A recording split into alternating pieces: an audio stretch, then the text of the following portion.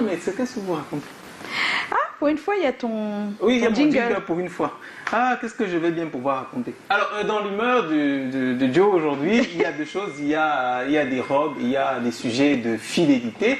Il y a quelques semaines, par là, quelqu'un qui a porté la robe toute sa vie, la soutane, je veux dire, a passé la main et on a revu toutes ces années de fidélité, la fidélité à la personnalité suprême qu'il a choisi de servir, les vœux de pauvreté et ceux d'accompagner des personnes qui étaient mal lésées. Et là, je parle du cardinal Christian Toumi de regretter mémoire. Il y avait de la robe et de la fidélité aussi au mariage de Coco et Emilia, oui, qui a juré amour et fidélité à son époux. Et c'est justement ce qui déclenche l'autre robe et fidélité, les débats qui ont éclaté sur Internet.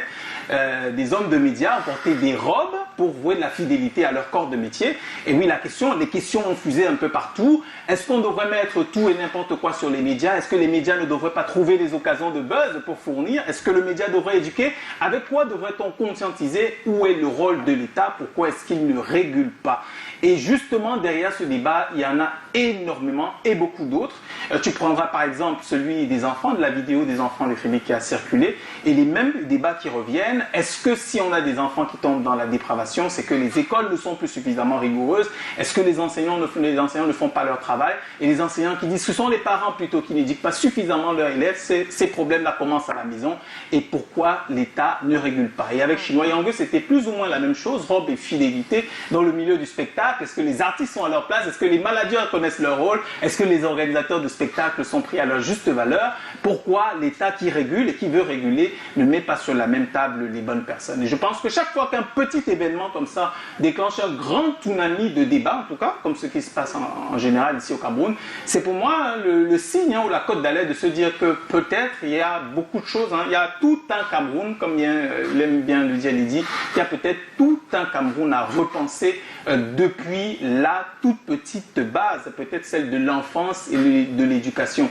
Tu as quelqu'un qui disparaît ici et on te fait toute une marmaille de débat, un événement sur un mariage, toute une autre marmaille de débat. C'est qu'il y a beaucoup de frustration, beaucoup de non-dits, beaucoup de personnes qui sont tapis dans l'ombre à faire des manipulations. Bref, tout un Cameroun à repenser. Oh, l'humeur de Joe! Ah, merci Joe. Alors, avant de partir, Chinois, on va te faire une petite interview spéciale spectacle. C'est chaud? On y va? On peut y aller.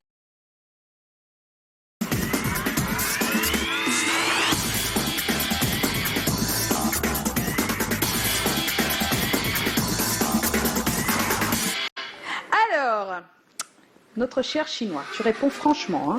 Hein. Et si tu traînes, on saura que tu cherches trop et que c'est pas la bonne réponse. C'est pas honnête, oui. Donc, ton spectacle le plus beau? Flavor. Flavor. Ton spectacle le plus difficile? Aïcha Koni, Sergio Polo. Annie Anzoué. Ah bon, hein? Difficile, pourquoi? L'étape de Yaoundé n'a pas eu lieu.